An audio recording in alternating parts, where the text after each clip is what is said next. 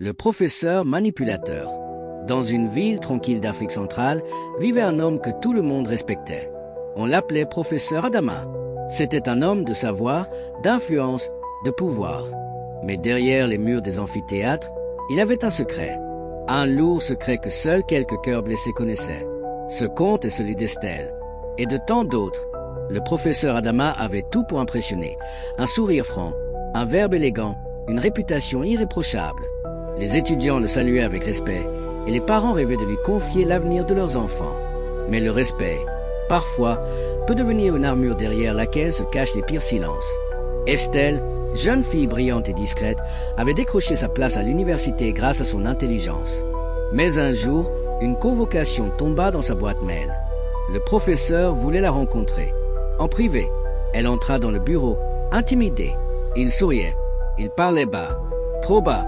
Il proposa de l'aider à améliorer sa moyenne en échange d'attention. Ce jour-là, Estelle ne comprit pas tout. Mais son cœur, lui, savait déjà qu'un piège venait de se refermer. Estelle garda le silence. Elle eut honte. Honte d'avoir été choisie. Honte de n'avoir rien dit. Elle devint une autre. Silencieuse. Absente. Vide. Le professeur, lui, continua. Une autre. Puis une autre encore. Et tous, autour, continuaient de l'applaudir. D'y croire, de l'ignorer. Mais Rosa, son amie, avait remarqué les absences, les yeux éteints. Elle osa poser la question que personne ne posait. « Estelle, qu'est-ce qu'il t'a fait ?» Les mots sortirent comme un cri retenu trop longtemps. Et ce cri réveilla d'autres douleurs chez d'autres jeunes filles.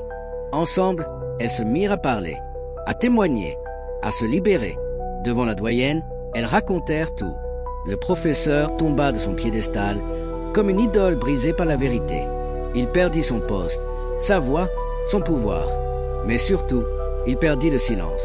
Car désormais, les étudiantes n'avaient plus peur. Elles avaient compris que leur corps n'était pas un diplôme et leur voix une arme. Ce conte est dur, mais il est réel. Dans bien des écoles, des lycées, des universités, des mains cachées cherchent à voler l'avenir. Ce n'est pas un secret, c'est un cri. Et si tu entends ce cri, toi aussi, tu peux briser le silence. Likez, commentez et abonnez-vous.